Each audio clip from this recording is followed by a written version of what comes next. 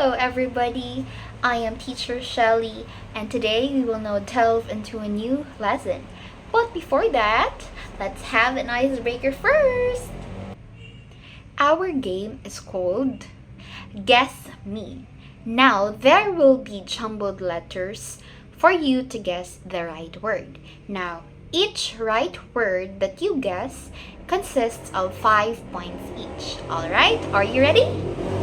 Alright, now you have to prepare a paper and a pen with you, and you have to write down on your own. Okay? Okay, let's begin.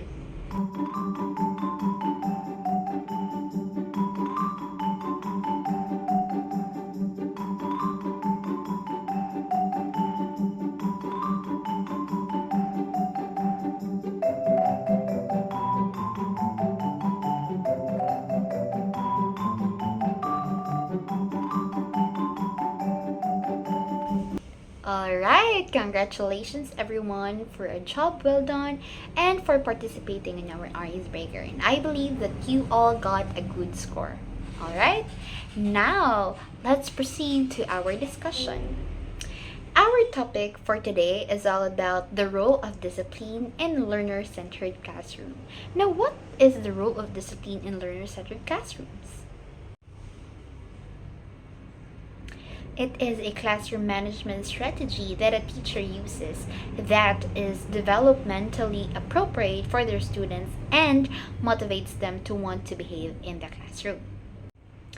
It is a student-centered discipline which involves engaging students as decision makers and problem solvers. So this process, of course, cultivates and maintains trusting relationships and is respectful of students.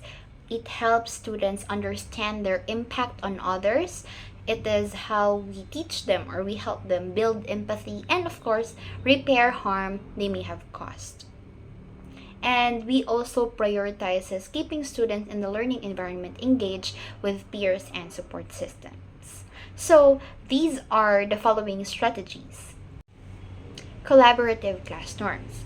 So collaborative class norms is the behavioral expectations or the rules in the classroom. So it is what we expect the students, or it is the behavior of the students of what we are going to expect inside the classroom.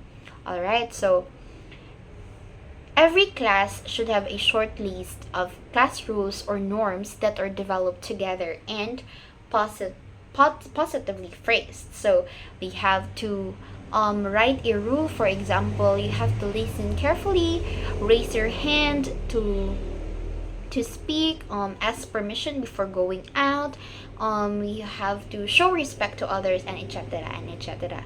That's why we have to phrase it positively in order for the students to take it positively as well and not negatively.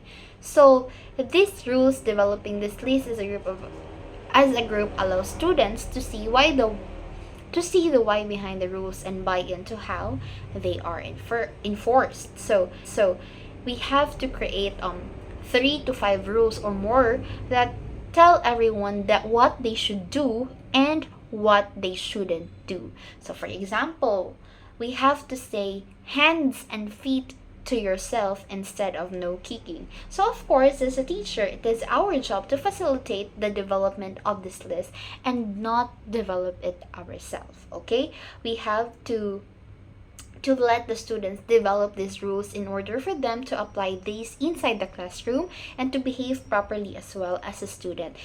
But also we can create a rules that is not just applicable inside the classroom but is also applicable outside the classroom where they can bring in their day-to-day life. Next is the logical consequences. So what are the logical consequences? So it is the natural outcomes or results from the student's action or behavior in the classroom. So this is now the outcomes or the result of what we have observed, what a student acts inside the classroom, especially when they follow the rules or have they observed the rules, right? So how many times a student pushed in line on the way to recess and the teacher's reaction was to take away recess. So this is the example, no? So we have to make sure that the consequences, all right, the consequences that we give to our students is related to the misbehavior they have done. So for the example, we have to tell the student, in order for them to not push in line, we have to remind the student or to tell them that he will not be or she will not be going to the line first, but she will be placed at the back of the line in order for him or her to practice lining up and not to push students. We have to remind them of their behaviors. We have to teach them what should they do in lining up and what they shouldn't do in lining up. And we have to make sure that, again, that the consequences that we have to tell them or to give to our students is related to the misbehavior they have done. All right, so the next strategy is consistent application. So the consistent application goes hand in hand with logical consequences. So the consistent application is also related or connected to the logical consequences that we give to our students. That's why we have to make sure and we have to be consistent with our rules, with our consequences that we give to our students, and of course the reinforcement that we show to them or we give to them, because students succeed in predictable and just environments. Just like us teachers, they also get angry, and when they think they aren't being treated fairly or acknowledged, right? So for example of that is when a teacher punishes a specific student and then her other classmates, the teacher didn't punish them. So that specific student would always think that the consequences that a teacher gives her is unfair because she is punished and her other classmates were not punished. All right, so we have to be fair and we have to be effective with our consequences, with the give or with the consistency of the application that we give to our students. So before giving the consequences, or before giving the consequences, we have to think about some of these questions. When will you call home to parents? When will you call the parents of the student according to his misbehavior? When will you send the student to the office? It's either to the office of the guidance counselor, to the principal's office, etc. So when will you send the student? You have to ask yourself first. You have to assess yourself first. Oh, I have to send the student to the principal's office because he has done something big, all right? A misbehavior that cannot be settled inside the classroom. That's why we have to ask yourself. You have to assess everything. Now, other question is that what consequences do you have for minor infractions? So, what will you give to the student? What consequences will you be giving to the student? Yeah. So, and then how will you address repeated misbehavior? You have to question yourself this one directly. All right, you have to question first yourself before giving consequences or punishments to the students. And of course, how will you acknowledge and encourage exceptional actions, and will you track any of this? So again, as a teacher, as a facilitator, we have to be very mindful with these questions. We have to think first with these questions first before we give punishments or we give consequences to our students. And we have to make sure, again, that the consequences that we give to our students are connected to the misbehavior they have.